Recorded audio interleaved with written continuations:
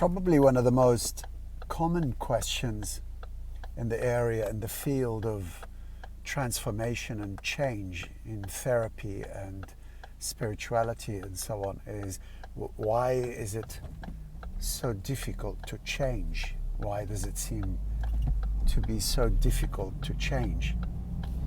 So in this hopefully short little video, I want to try to address this question. We live difficult lives. No one doubts that life isn't what we may have imagined that it would be when we were children, you know. We all want to grow up and can't wait to grow up, and so we can get out there and live our lives and so on. And what we discover inevitably is that life is challenging, life is difficult. It's not just roses without the thorns, as we are led to believe in early childhood. And so one of the key sticking issues when it comes to that is just how unrealistic or how little sobriety we have about life. We expect that it should be something different than what it really is. We have this idea that it ought to be different, and the fact that it is what it is implies that in fact something's wrong, either with me or with life, the outside, with the world at large. So we lack sobriety about reality, about what reality is. And so there is a sobering effect that comes along from our experience. It begins with being disappointed by certain things. They're not what they're supposed to be, you know. Relationships aren't what they're supposed to be. Work does not go as we expect that it should, and so on and so forth.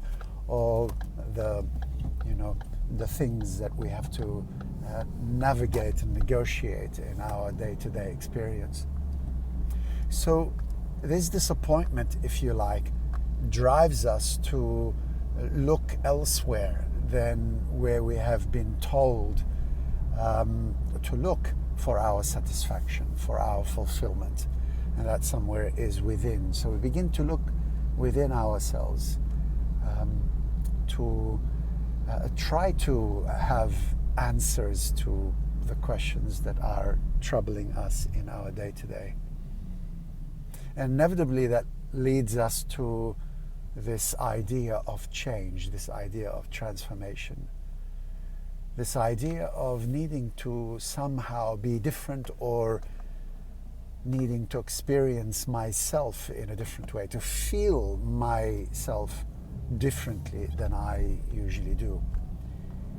And then, you know, I get started on some kind of a journey of change, journey of transformation, to overcome, to transcend perhaps an issue, a psychological complex that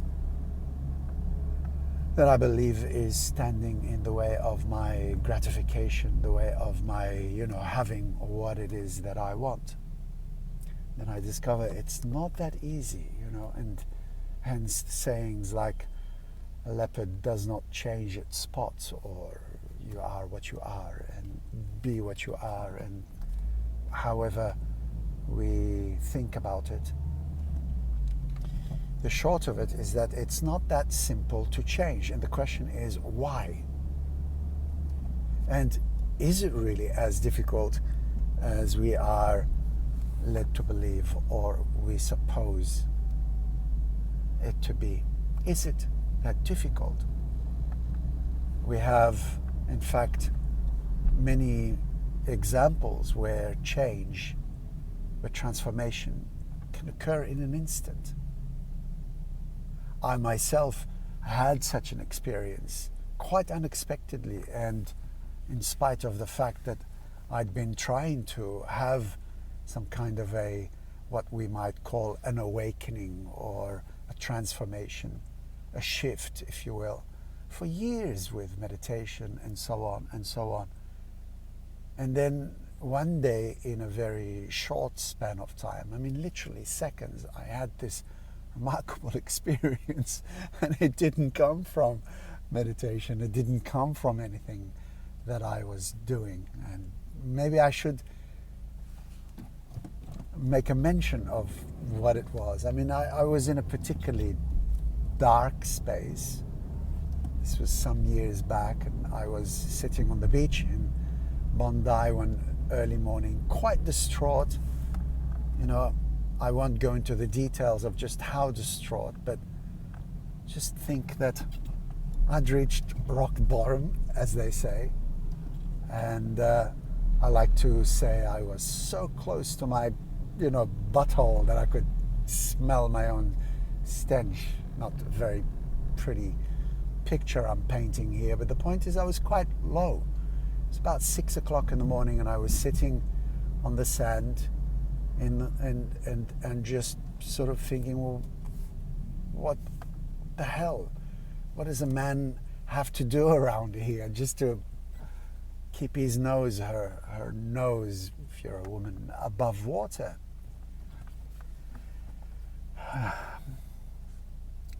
We're promised all sorts of things as kids. That if you do this, you follow the rules, you do what you're told, you live a somewhat orderly life, and eventually you will have your proverbial piece of the pie. But in my case, instead of the proverbial piece of pie, I kept ending with egg in my face. So what was going on?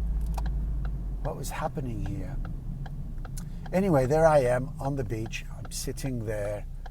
I'm watching joggers jogging by in a state of a daze of sorts. And suddenly I had the thought, just simple thought that crept into my field of awareness. And it was, what if I no longer cared? Just that. What if I no longer cared? And I didn't think anything of this thought, except that there was something about it that was insistent. And I it was as if I was digesting it, looking at it, just circulating it in my head. It was just happening. What if I no longer cared? And in that instant, something started to lift in me. What if I no longer cared? What would that look like, And here I'm just making a mental commentary on the experience. It wasn't quite like that. It was just that's what was going on at that. That's what I would have to say about it now. And as I felt this something in me beginning to lift, my energy beginning to change, I was inspired by that, and I thought, and what if right now everything was okay? What if there was nothing wrong at all? And what if everything was okay? And to back that up, I had the thought, and what if I could not doubt? Because certainly we all have these kinds of thinking, what if everything is okay? But it's always followed with a negation. It's always followed with a doubt. It's always followed with a sort of second guessing. But here there wasn't that. I just thought, well, and what if I could not doubt? I immediately followed that primary thought. And what if I could believe that there was, and I no longer cared, and so on and so forth. And just this lasted just a few seconds, and suddenly something happened. There was this elevation, a sense of being elevated from myself, and I felt like I was, I don't know, I was in an entirely different state of being. And I raised my eyes and looked up, and the people that were jogging by, the waves lapping at the shore and the sky, the seagulls lifting up, the clouds in the sky, and everything looked as if it was pointing in my direction. Everything was pointing at me. Everything was referencing, as it were, my own existence, and it's as if I was the only one that wasn't aware of my existence. Everything else was, and everything was saying, yes, you there, you're the primary and everything else is secondary. Even my thoughts that just a moment earlier were tormenting me with negation now seemed so sluggish. It's almost as if they were suddenly sluggish, and I could see them. And they too were referencing my existence. They were pointing at me. And it's hard to describe, except to say that everything knew that I was, except for me. Everything knew of my existence except for me. Anyway, the point of all of this is that it hardly took a minute. It hardly took a minute for that sense of being elevated to occur. And it wasn't as a result of doing anything in particular. It wasn't as a result of, it was just simply that I'd asked a question that acted as a hook, and that ended up attracting me enough to rise with it. And it was, what if I no longer cared? And what if suddenly, in this very moment, I no longer cared and everything was okay, and I could not doubt, and I believed? And what if right now there was this angelic realm and it was watching and it was saying yes? And what if I could not negate this idea? It was like this. I had, in a sense, thought myself into a corner that I could not negate myself out of. And it took hardly a moment. And it lasted, that state. It was a wonderful state. I don't want to romanticize it, but it was a wonderful state. I went from being, so low, as I described earlier, to being in an elevated state where I was in a state of just deep bliss, deep calm. Now, it didn't last forever, but it certainly stayed with me for the rest of the day. It stayed with me long enough to understand that change and transformation and a shift is not a byproduct of anything necessarily that we do. It doesn't happen in space. It takes place in space and time, but it is not a time-based event. In fact, I was lifted out of time for the duration of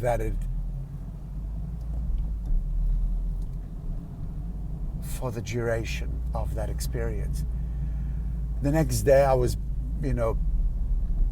back to mine, not as bad as I had been the day before, but I was, I'd returned to my normal frequency or threshold that I had been in, but I didn't forget that. And the point here again is that it happened very quickly. And that's so reassuring, that's so incredible. So why is change so difficult then? And I think that because we refer to change, we ascribe it to something that we have to do in space and time, as opposed to it as the byproduct of surrender. Stop doing. And I think the reason why change is so hard is because we do too much. We really, and if we are to do something, what we really need to do, whatever it is that we do, it needs to guide us to a place of surrender, into this place of non-doing. In fact, the more we do, the more we get in the way. And it seems sort of contradictory, but it's not. And the simple reason is that what is doing is that which is the problem in the first place.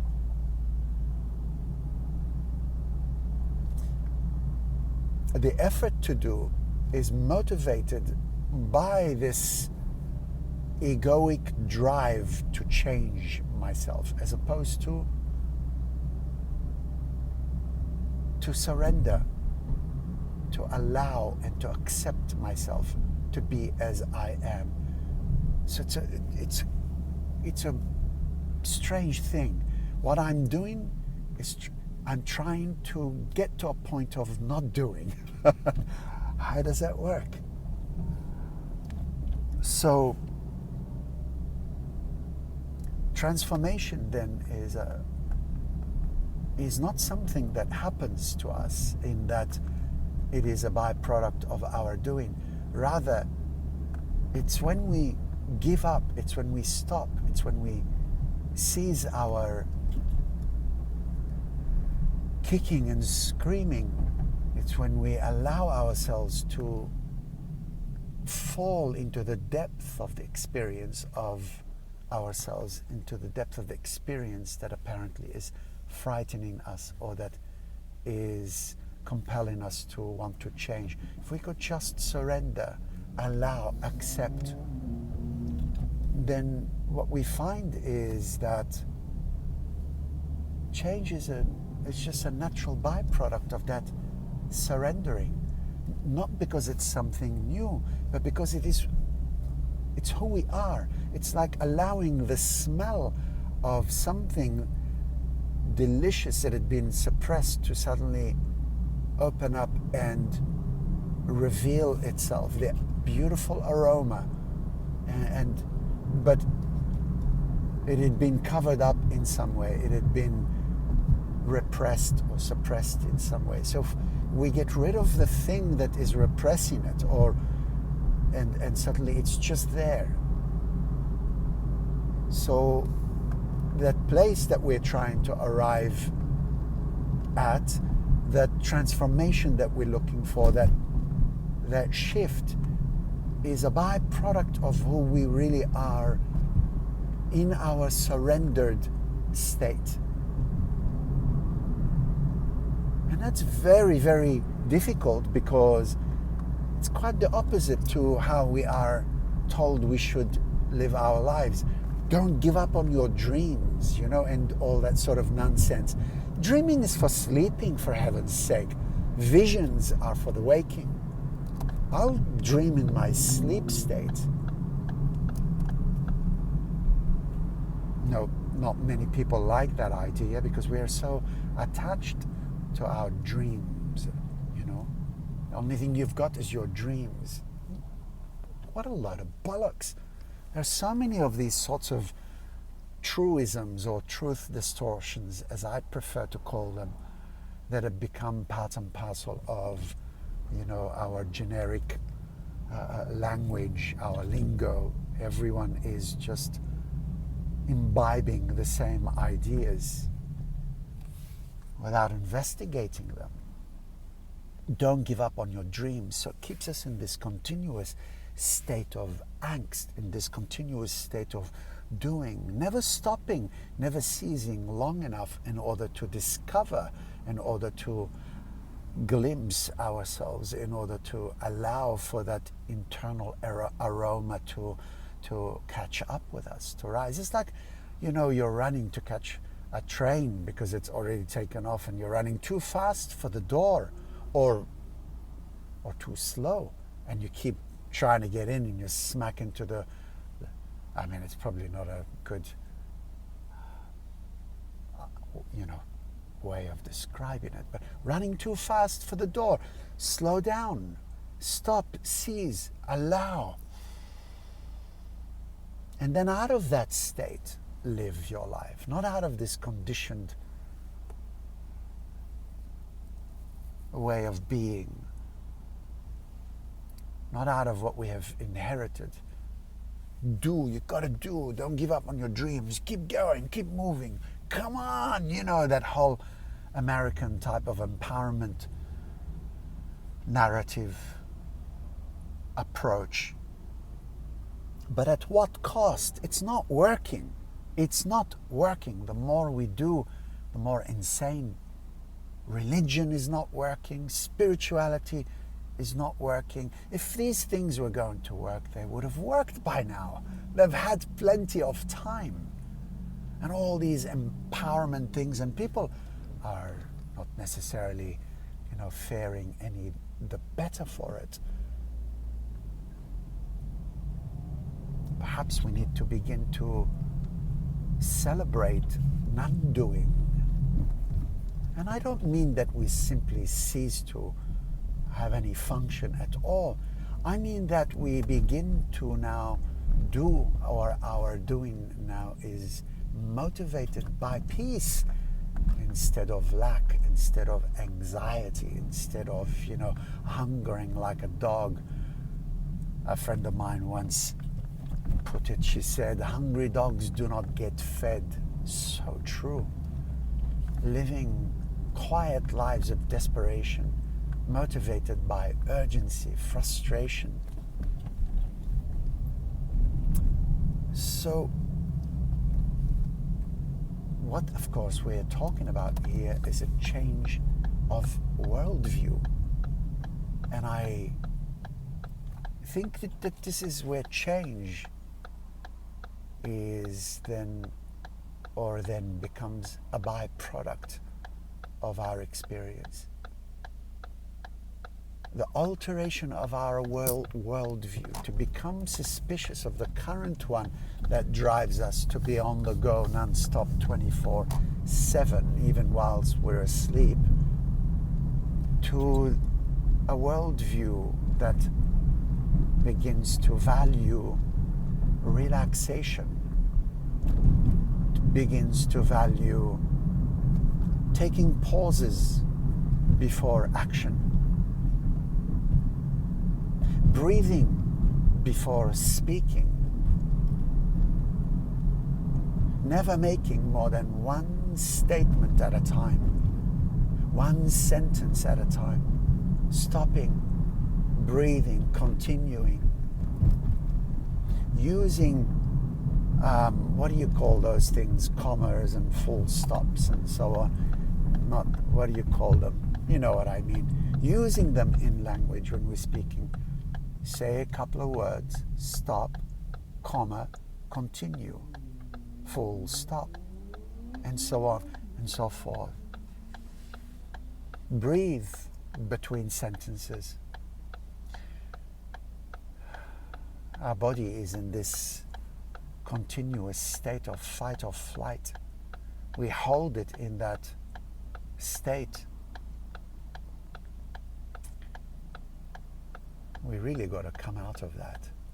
And so to change our worldview, it begins with changing our paradigm and the way we think about things, the way we think about ourselves, the way we think about our happiness. Happiness is a byproduct of simply being. We have turned it into an achievement, something that we can get in space and time. Happiness is who we already are. We're here to celebrate it. We're here to share it. We're here to cultivate happiness with our innovation, our creativity, our compassion, and so on.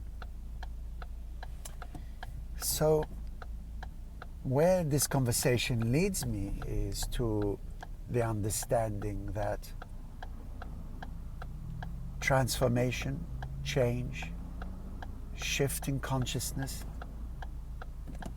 can more readily occur when we begin to think about things in a different way, changing our worldview. It begins by changing our worldview about reality.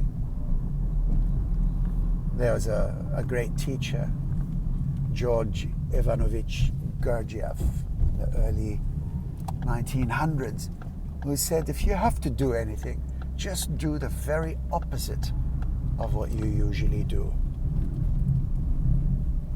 Do the opposite of what you usually do. Do the opposite of what you are usually compelled to do. So my friends, I will leave you with those wise words of Gurdjieff's, and also with the idea of, let's begin to value relaxation as a way of inspiring us into activity as opposed to anxiety being the motivating force or lack. And here I am, I've arrived where I have to. Oh my God, 26 minutes. Excuse me. I hope you've enjoyed it. Take care, my friends. This is Bassam.